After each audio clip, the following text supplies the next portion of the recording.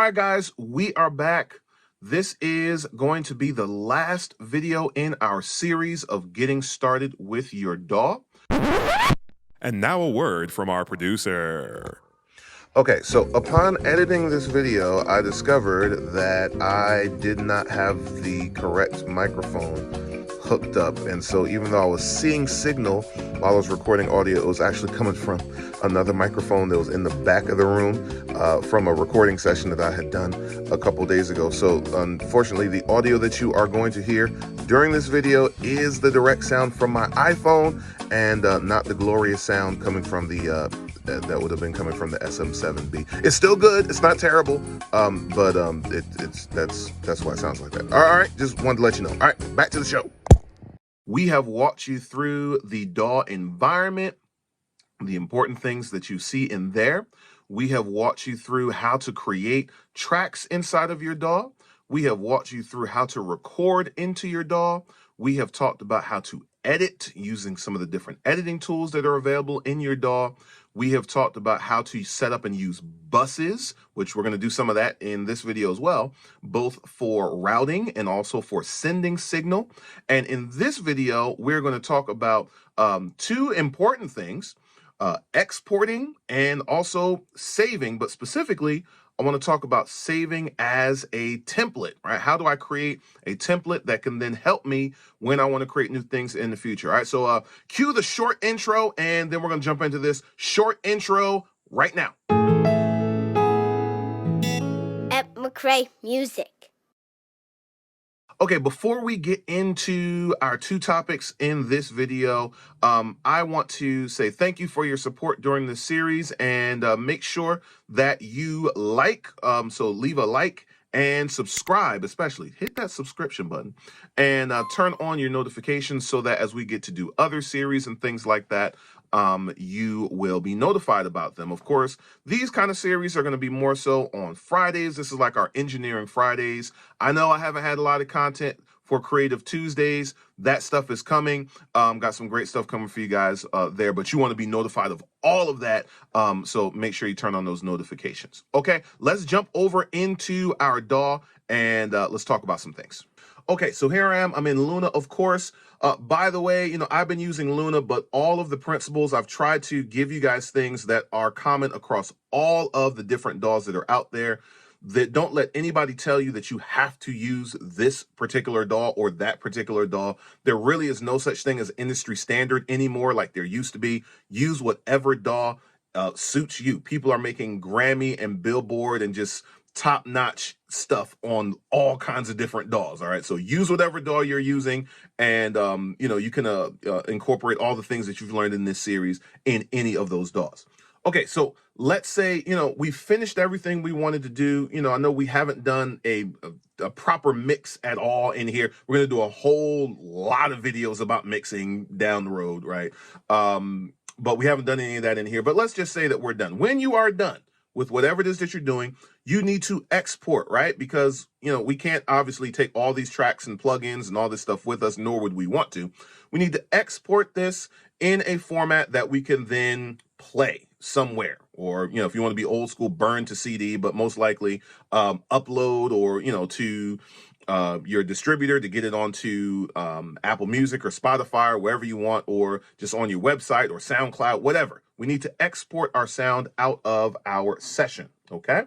And so there are many ways that we can do this. I'm going to go to File. Now, in your DAW, you're going to look for something that says either Export or Bounce, right? So those are two things you might see, Export or Bounce. Here in Luna, I see Export. And there are different things you could choose to export, okay?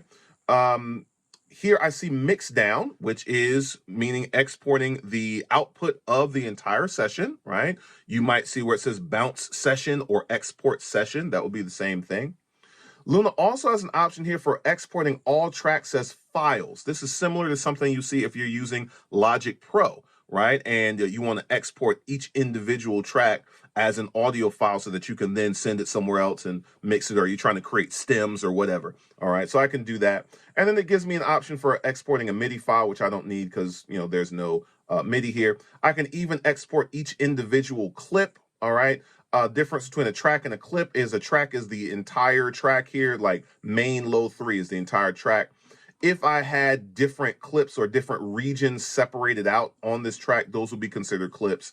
And Luna allows me to bounce all of those separately as well, if that was something I wanted to do.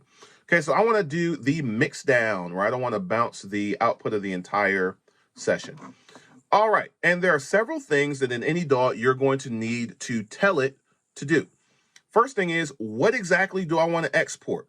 Okay, so over here, I can choose the source or sources. I can actually export multiple things here, which is different. I haven't really seen this in other DAWs where I can choose specific sources I want to export separately, which is great. I really like that feature in Luna because it makes it real easy for me to create stems. I can just say, I just want to bounce these 3 buses and it'll do them as separate files. So that's cool.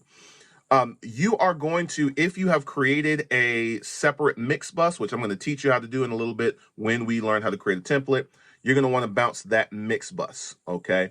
All right, so we're bouncing our mix bus. Okay, there might be some other options here, right? I might want to bypass effects for some reason. Maybe I want to bounce a dry version. You might want to bypass effects, right? You might have some crazy reverb going on the vocals that, you know, you don't want to have all the time, right? So you could bounce without that stuff if you wanted to. You might also see some options. Do you want to bounce in mono or stereo? Most commonly, it's going to bounce in stereo. Here, they're giving me the option to preserve mono tracks. If I was bouncing individual tracks, it would keep them as mono. Real-time mixdown, which actually used to be the only way to bounce, where it had to actually play through the whole song. Now we don't have to do that. We can just have it bounce in the background. But if I did want to hear it, I would do that. There's really no need for me to do that. I actually print my mixes into the session first. So that's kind of where I'm hearing and listening through stuff. So I can do that here. Now, here's a very important one. Now, listen, look at me. All right, all you folks who save stuff, all right, look me in my eyes, all right? Stop saving stuff on your computer and you don't know where you saved it at. I know I talked about this earlier in the series with creating your own session, all right? But this is a plague, all right? God is not pleased with this, right? Know where you're saving stuff at, all right? So you can stop calling people like me. I don't know where it's at. It's on the computer, all right? Look at where you're saving stuff. All right, anyway. I'm sorry. This is a hot button issue for me, as you can tell. I'm very passionate about saving things. So here, we're going to tell it where to save, right? Very important. Hey, I want to save on my desktop or in this particular folder or in this drive, right? Make sure you're doing that. Okay, here's another important thing. What type of file do we want to export, right? Do we want to export a WAV file? Now, very important here. WAV files are larger in size because they are a type of format that we would call lossless, which basically means there's no degradation in the sound quality when you create a WAV file.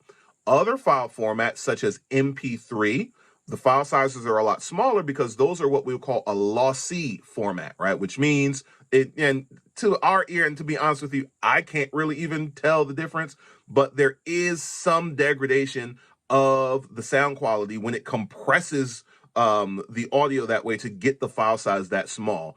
So whenever you are exporting for like distribution through, TuneCore or DistroKid or, whoever you use to distribute to like Spotify or what have you, always make sure you're doing WAV files, right? You don't want to lose any quality there. So you want the highest possible quality going out. So make sure you're bouncing as WAV. If you're just bouncing something for you to listen to, or like a rough mix or a version of a mix for a client to listen to or something, bounce it as an MP3 so that way they can download it without having a huge file size, right? Because WAV files can get pretty large. But I can choose what I want here, okay?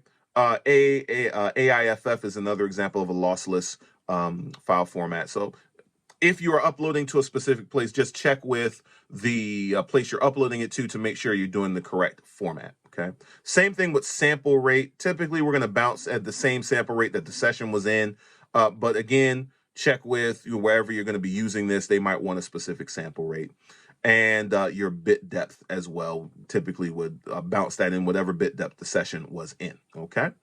And that's it. And I can give it a name. That's another thing you want to make sure you do. Name it. You probably want to use a uniform naming convention, right? Like I'll always put the name of the song, an underscore, and then a description. So like if it's mix one, I'll say like mix one or master one, and then another underscore, and then I'll have a marker for my brand name. So IFCG for Inner Flame Creative Group, right?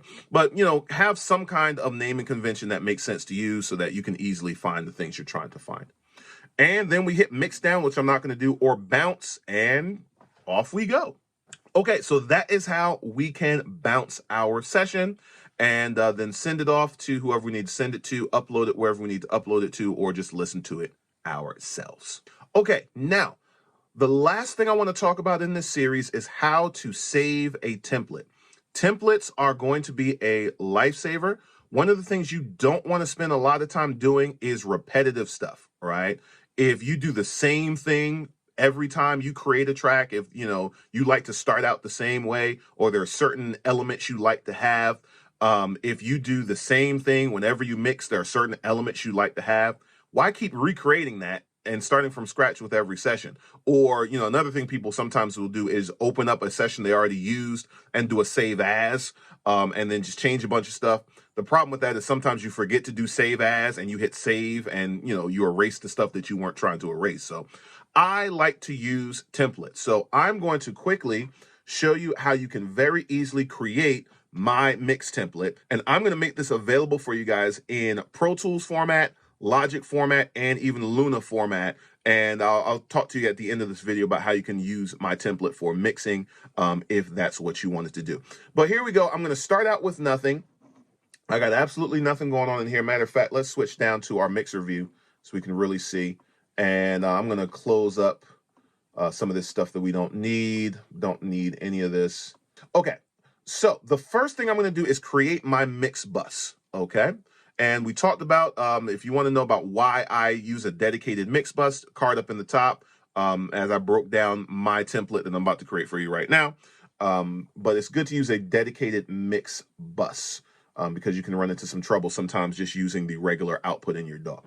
All right, so I'm going to go ahead and I'm going to create some buses here. I'm going to start by just creating 3 buses. I'm going to create 3 stereo buses. Cool. All right. I'm going to go ahead and label this. This is going to be my mix bus.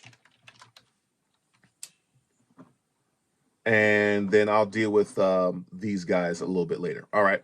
So my mix bus, there's not much that I would want to do on here except create it as a bus, name it mix bus or main mix or whatever you want to call it is fine, and have the output going to the main outs for my speakers. All right, that's where I want that to go. Okay, so that's done. Now, another thing that you may want to do on your mix bus is go ahead and put in the plugins that you use on your mix bus. There's certain plugins I like to mix through. They help shape the sound of my mix. I know I'm going to put them on anyway. And these plugins kind of color the mix a little bit. Some of them do. So I like to mix through them so that as I'm progressing through the mix, know what I'm hearing, as opposed to doing my whole mix and then throwing them on and then adjusting stuff anyway. So here's what I like to do. And you might have different plugins or a different order that you like to use them. I like to throw on my Slate Digital virtual mix rack. And I like to have that set up for my SSL master here, where typically I like the sound of the SSL 4000G. And I'll turn things down a little bit. You don't want it, bumping. You want it just kind of doing a little bit. I usually turn off noise reduction, maybe give it a little bit of drive. But that's pretty much all that's going to do. Okay. All right, then after that, I typically like to have a EQ.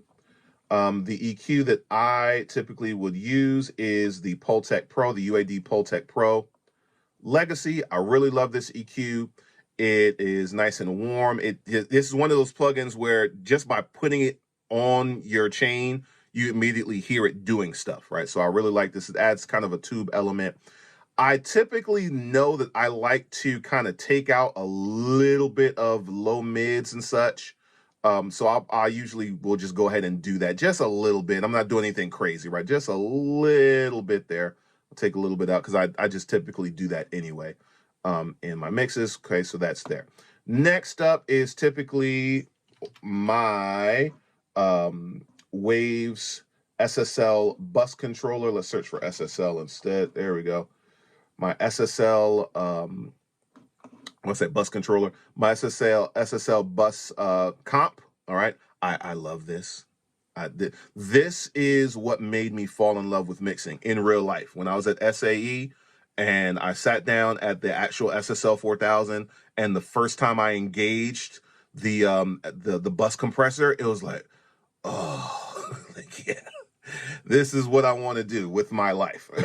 Right. So that's where I'm at. So I throw this on there. I do a, typically, again, a small, not much, I'll just have it turned down. Usually like right around here is where I'll have it. Faster release. And I usually leave the attacker about right there, I think.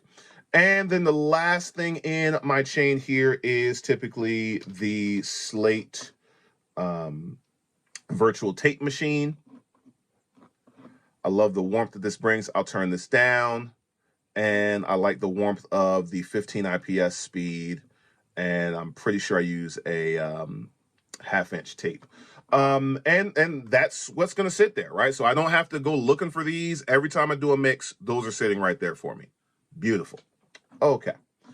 The next step down from my mix bus is I like to have a music bus where all of my instruments, music will flow into that bus. And then I have a vocal bus where all of my vocals will be fed into that. All right. So that's what these two guys are going to be. Let's call this the music bus. And let's call this guy the vocal bus, or I might say music mix, vocal mix. All right. And then I'm going to go ahead. We know all about routing. I'm going to go ahead and route both of these guys to the mix bus. Boom.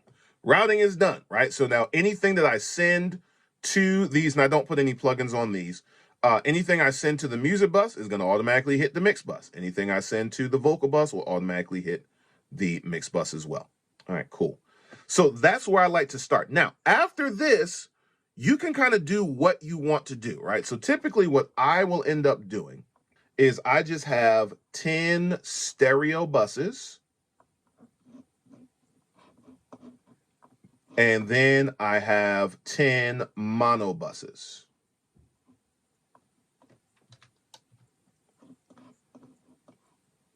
All right, so I have 20 buses in total that are just sitting here.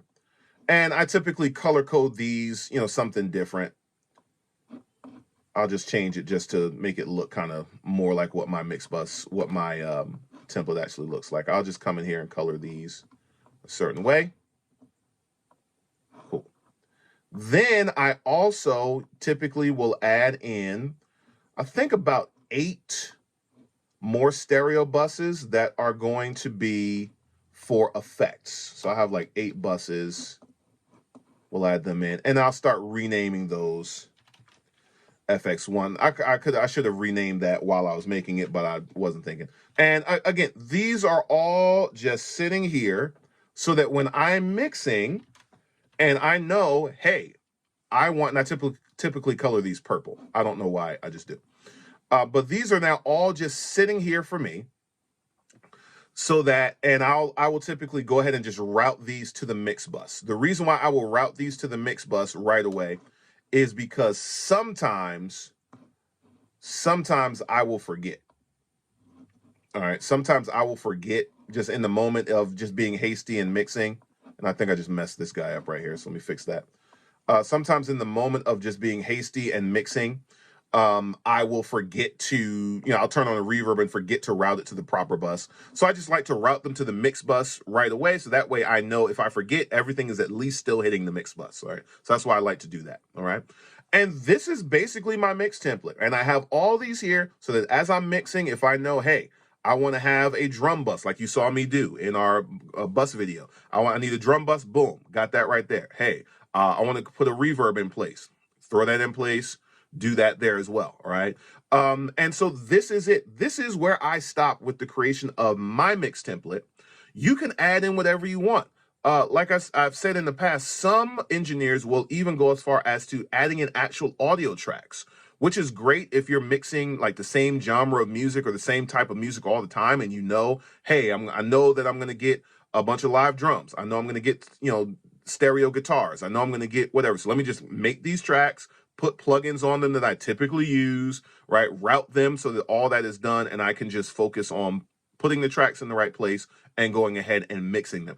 I tend to not do that. I don't like to do that because I do so many different things, and because I don't want to get stuck in a rut of I always do this, right? I don't want to do that. And so this is where I stop. So now once I have it all set up, okay, so last thing I do, because I print my mix into the session, is I go ahead and set up my mix print, right? So what I'm going to do, real simple, I'm just going to create a new track, right?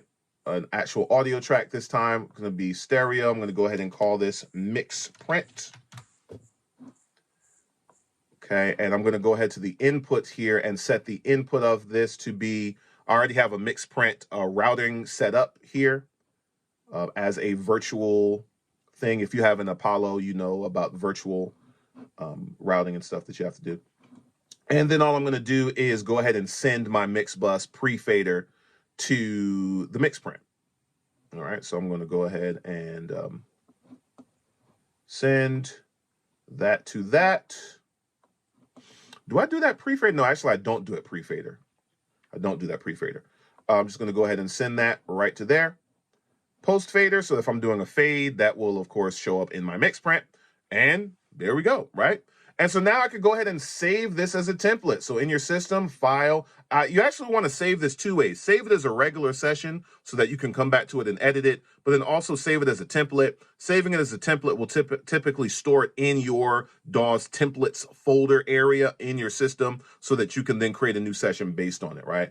So I'd say save as template, and boom, I'm not going to actually save this one. You can see I've already got some templates in there. I can save it. And now when I get ready to create a new session, there it is. All right. So you can create templates for whatever you want. I know this is a mix template. I have templates for mixing. I have template for mastering. In Logic Pro, I have several different templates for when I'm creating a track, depending on the type of track I'm creating, right? So create templates that suit your needs, and it's going to make your life a lot easier. All right, guys. Well, that's it. We have gotten you started in your DAW.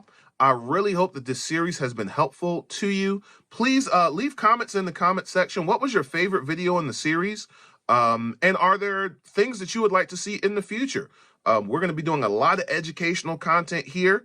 And let me know, what types of videos do you want to see? What types of things are you struggling with in your engineering or recording or producing life that you are saying, Ed, I would love for you to show me this or do a video that talks about this, or bring somebody in or interview somebody to talk about this. Leave those comments in the comment section and let me know.